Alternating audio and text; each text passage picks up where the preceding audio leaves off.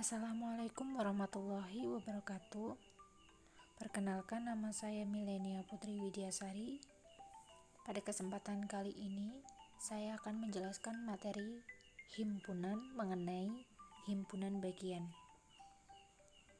Pada pertemuan yang kemarin, kita sudah mempelajari mengenai pengertian himpunan. Nah, untuk pertemuan kali ini, kita akan mempelajari himpunan bagian. Untuk kompetensi dasarnya sama. K.4 menjelaskan himpunan, himpunan bagian, himpunan kosong, komplement himpunan, dan melakukan operasi binar pada himpunan menggunakan masalah kontekstual. Untuk indikator penyampaian kompetensinya 345 menyatakan himpunan kosong dan nol. 345 menentukan himpunan bagian dan banyak himpunan bagian. 347 menyatakan himpunan semesta, dan yang terakhir 348 menentukan hubungan antar himpunan. Untuk pengertian himpunan bagian, himpunan A disebut sebagai himpunan dari B jika setiap anggota A juga menjadi anggota himpunan B. Lambang yang menyatakan himpunan bagian A, seperti itu lambangnya, seperti huruf C. Nah, jika himpunan B yang mempunyai anggota himpunan 1, 2, 3, maka himpunan bagiannya adalah yang pertama itu kurung kurawal, tidak ada anggotanya, itu adalah himpunan kosong. Lalu anggotanya ada 1, 2, 3, 1,2, 1, 3, 2, 3, dan yang terakhir 1, 2, 3. Ketentuan-ketentuan dalam himpunan bagian antara lain: yang pertama, himpunan kosong merupakan himpunan bagian dari setiap himpunan. Seperti tadi, himpunan kosong hanya ada kurung kurawal dan tidak ada anggotanya. Lanjut, setiap himpunan merupakan himpunan bagian dari himpunan itu sendiri. Untuk sembarang himpunan A berlaku A subset A. Lambang seperti itu, seperti ini adalah subset. Itu dibaca himpunan A juga merupakan himpunan A. Lanjut. Nah, di sini himpunan kosong dan nol. Perhatikan contoh berikut ini. A adalah himpunan bilangan dari himpunan bilangan asli antara 2 dan 7. Anggota himpunan A adalah 3, 4, 5, 6. Atau bisa ditulis seperti ini. Himpunan A, anggota himpunannya dikasih kurung kurawal, seperti itu. Jadi himpunan A mempunyai banyak 4 buah anggota. Lalu yang kedua, R adalah himpunan nama-nama bulan dalam setahun yang diawali dengan huruf E. Nyatakan R dalam notasi himpunan. Nama bulan yang pertama Januari, Februari, Maret, April, Mei, Juni, Juli, Agustus, dan seterusnya. Nah, di sini nama bulan kan tidak ada yang diawali dengan huruf E. Jadi, R adalah himpunan kosong. Ditulis dengan R, himpunan kosong, lambangnya seperti itu. 0 ada garis miringnya. Atau boleh ditulis kurung kurawal yang tidak ada anggotanya. Itu sama juga, himpunan 0 atau himpunan kosong. Lanjut. Nah, dari contoh di atas dapat disimpulkan bahwa himpunan kosong adalah himpunan yang tidak mempunyai anggota. Notasi himpunan kosong seperti itu, kurung kurawal saja, atau tadi 0 yang ada garis miringnya. Perlu diperhatikan, himpunan nol ataupun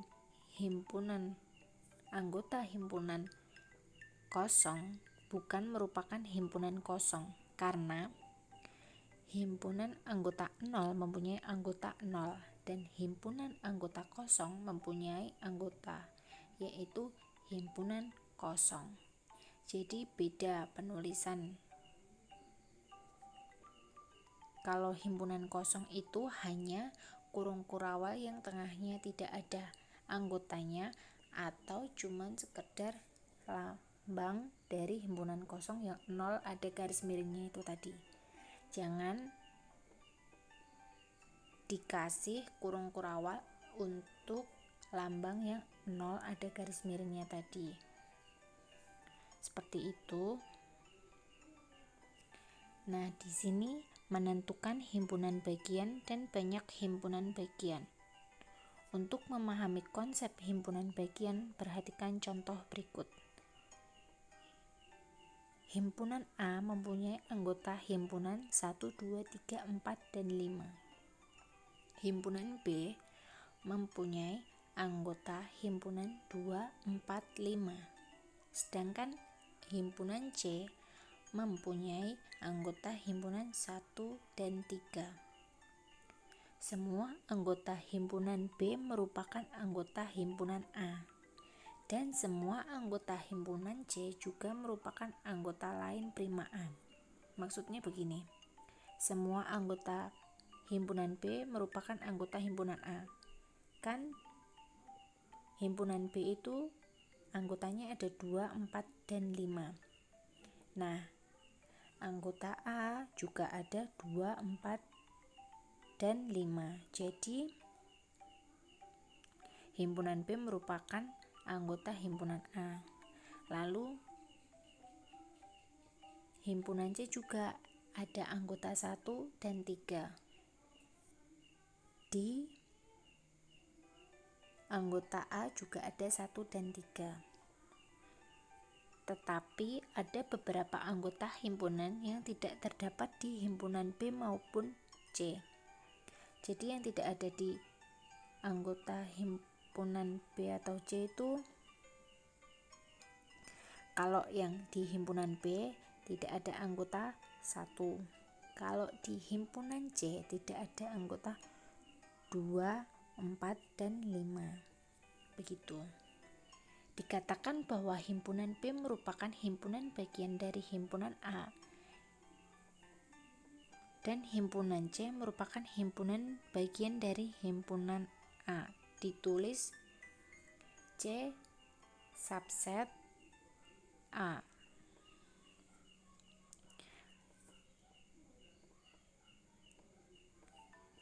Karena semua anggota himpunan C tidak ada di himpunan B dan sebaliknya, maka himpunan C bukan himpunan bagian dari B.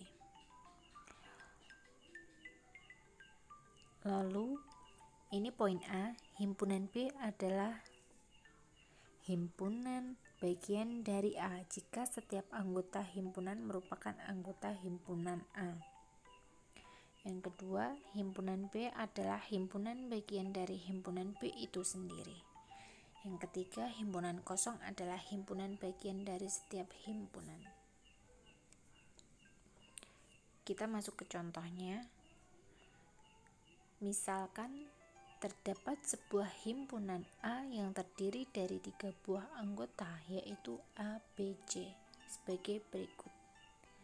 Himpunan A mempunyai anggota himpunan A, B, C, ditulisnya seperti itu. Kita bisa mengerjakan soal di atas menggunakan 2 cara. Yang pertama menggunakan rumus 2N. Rumusnya 2N. Banyak kemungkinan himpunan bagian yang dapat dibentuk adalah karena anggotanya tadi A, B, C, maka jumlahnya ada 3. N-nya itu banyaknya anggota itu ada 3. Jadi 2N sama dengan 2 pangkat 3. Ada 8. Himpunan bagian tersebut terdiri dari yang pertama himpunan kosong, yang kedua himpunan A, himpunan B, himpunan C, himpunan A dan B, himpunan A dan C, himpunan B dan C, dan yang terakhir himpunan A, B, C. Lanjut, cara yang kedua menggunakan cara segitiga Pascal. Segitiga Pascal ini merupakan cara yang familiar ya. Caranya seperti itu. Yang pertama itu ada 1, itu banyaknya anggota 0, dan di bawahnya lagi ada 1, itu banyaknya anggota 1. Lalu di bawahnya lagi ada 1, 2, 1. Mengapa bisa 1, 2, 1? Karena begini. Yang atas tadi 1 ditambah 1 itu hasilnya 2, ditaruh bawahnya. Nah, lalu di samping 2 itu ditambah angka 1 dan angka 1, itu tetap ditambah 1 dan 1 sampai ke bawah.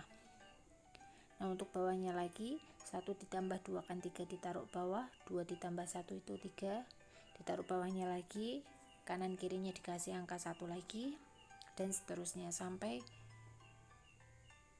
bawah. N itu menunjukkan banyaknya anggota. Jadi kalau 1, 2, 1 itu banyaknya anggota 2, 1, 3, 3, 1 itu banyaknya anggota 3, seperti itu. Karena himpunan A memiliki anggota sebanyak 3 buah atau N sama dengan 3, maka kita pilih N sama dengan 3 pada segitiga Pascal. Pola yang digunakan adalah 1, 3, 3, 1. Kita melihat lagi di sini. Nah, di sini polanya yang ini. Jadi yang ini 1, 3, 3, 1 ini ya. Lalu maksudnya adalah sebagai berikut. 1. Menyatakan himpunan bagian yang memiliki 0 anggota, yaitu himpunan kosong. Lalu 3. Menyatakan banyak himpunan bagian yang memiliki 1 anggota, yaitu himpunan A, himpunan B, dan himpunan C. Lalu selanjutnya 3. Menyatakan banyak himpunan bagian yang memiliki 2 anggota, yaitu ada himpunan A, B, himpunan B, C, dan himpunan CA. Dan yang terakhir itu 1. Menyatakan banyak himpunan bagian yang memiliki anggota, yaitu himpunan A, B, C. Jadi banyak kemungkinan himpunan bagian dari A adalah tadi yang pertama himpunan kosong, himpunan A, himpunan B, himpunan C, himpunan AB, himpunan AC, himpunan BC, dan himpunan EBC. Sama jawabannya ini dan ini sama. Cuman kita menggunakan 2 cara. Nah, anak-anak di sini bisa memilih mau menggunakan cara yang pertama atau cara yang kedua untuk mengerjakan tugas nanti. Lanjut, himpunan semesta dan anggota-anggotanya. Himpunan semesta adalah himpunan yang memuat sebuah objek pembicaraan. Himpunan semesta mempunyai anggota yang sama atau lebih banyak daripada himpunan yang sedang dibicarakan.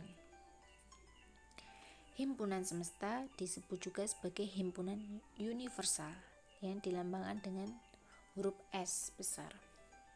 Contohnya, himpunan R memuat anggota himpunan 3, 5, 7. Himpunan semesta yang mungkin untuk himpunan R diantaranya adalah yang pertama. Himpunan semesta untuk himpunan R itu 3, 5, 7. Boleh dituliskan seperti soalnya seperti itu boleh. Lalu yang kedua, 3, 5, 7 itu termasuk bilangan ganjil. Ya, benar. Terus bawahnya lagi kita jabarkan lagi. Itu boleh himpunan semestanya menjadi 1, 2, 3, 5, dan 7. Lalu bawahnya lagi ada himpunan semesta dari 357 adalah bilangan cacah, himpunan bilangan cacah. Lalu yang terakhir adalah himpunan semesta dari anggota himpunan 357 adalah bilangan prima. Nah, untuk contoh yang kedua, himpunan F mempunyai anggota himpunan paus, harimau, kucing, singa, monyet, sapi. Lalu himpunan semesta yang mungkin untuk himpunan R diantaranya adalah yang pertama, himpunan semesta mamalia. Karena hewan-hewan tersebut termasuk hewan mamalia, jadi pengelompokan jenis begitu. Lalu yang kedua, himpunan semesta dari anggota himpunan V itu tadi hewan yang bernapas dengan paru-paru. Nah, di sini poin materi yang terakhir adalah hubungan antar himpunan. Di sini ada 4. Yang pertama, himpunan saling lepas atau saling asing. Dua himpunan tidak kosong dikatakan saling lepas atau saling asing jika kedua himpunan tersebut tidak mempunyai anggota persekutuan. Contoh, himpunan A mempunyai anggota himpunan 1, 3, 5, 7 dan himpunan B mempunyai anggota himpunan 2, 4, 6. Dari kedua himpunan di atas tidak satu pun anggota himpunan A yang menjadi anggota himpunan B. Demikian pula sebaliknya, tidak ada satupun anggota himpunan B yang menjadi anggota himpunan A. Dapat dilihat kan di sini. Ini 1, 3, 5, 7 dan di sini 2, 4, 6. Jadi anggota himpunan B itu tidak ada di anggota himpunan A, sedangkan anggota himpunan A tidak ada di anggota himpunan B. Nah, dalam hal ini dikatakan bahwa tidak ada anggota persekutuan antara himpunan A dan himpunan B. Maka himpunan ini dikatakan sebagai himpunan saling lepas atau saling asing. Lanjut yang kedua, himpunan berpotongan.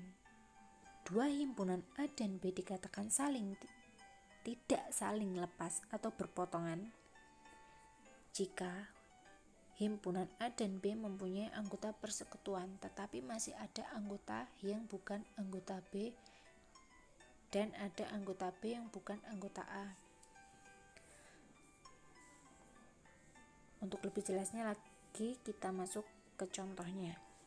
Di sini ada himpunan C dengan anggota himpunan 1, 2, 3, 4, 5 dan himpunan D yang anggota himpunannya 2, 3, 5, 7, dan 11. Perhatikan bahwa terdapat anggota himpunan C yang juga menjadi anggota himpunan D, yaitu ada 2, 3, dan 5. Di sini juga ada di himpunan D itu 2, 3, 5. Nah, dalam hal ini dikatakan bahwa anggota himpunan 2, 3, 5 adalah anggota persekutuan dari himpunan C dan D. Perhatikan juga bahwa terdapat anggota himpunan C yang tidak menjadi anggota himpunan D. Anggota himpunan C yang tidak ada di D itu apa? Berarti kan 1 dan 4. Ya kan? Yang tidak ada di C itu berarti kan di sini 1 dan 4. Nah, sedangkan anggota himpunan D yang tidak ada di C itu apa? Berarti kan yang tidak ada di D itu di sini itu 7 dan 11. Nah, keadaan dua himpunan seperti ini disebut himpunan tidak saling lepas atau berpotongan. Lanjut, himpunan sama. Dua himpunan dikatakan sama apabila kedua himpunan mempunyai anggota yang tepat sama. Contohnya, himpunan E beranggotakan A, MIR, dan F, RIMA. Ternyata setiap anggota E memuat dalam F. Sedemikian juga sebaliknya. Dalam hal ini, himpunan E dan F disebut sebagai himpunan sama. Dituliskan himpunan E sama dengan himpunan F. Seperti itu. Untuk yang terakhir, himpunan ekuivalen. Dua himpunan A dan B dikatakan ekuivalen jika banyaknya anggota himpunan A sama dengan banyaknya anggota himpunan B. Contoh, ada himpunan G. Anggota himpunannya ada 4, 6, 8, 10, 12. Dan H, anggota himpunannya ada A, I, U, E, O. Nah, di sini banyaknya anggota himpunan G kan ada 4, 6, 8, 10, 12, itu ada 5. Dan H, banyaknya anggota himpunan H itu ada A, I, U, E, O, itu jumlahnya juga ada 5. Maka himpunan G dan H disebut dua himpunan yang ekuivalen. Nah, untuk materi pertemuan kali ini cukup sampai di sini saja. Kalau kurang jelas nanti bisa tanya ke Ibu melalui WhatsApp pribadi atau WhatsApp grup, boleh. Dan untuk tugasnya nanti Ibu akan kirim ke Google Classroom. Nanti kalian bisa cek di Google Classroom masing-masing ya. Dan nanti materi PPT ini juga akan Ibu upload di Google Classroom agar kalian bisa belajar lagi, memperdalam lagi. Dan yang terakhir, Ibu berpesan agar kalian tetap jaga kesehatan, tetap berhati-hati, banyak-banyak aktivitas di rumah, jangan keluar rumah kalau tidak penting-penting banget. Mungkin itu saja yang dapat Ibu sampaikan pada kesempatan kali ini. Kurang lebihnya Ibu mohon maaf. Wassalamualaikum warahmatullahi wabarakatuh.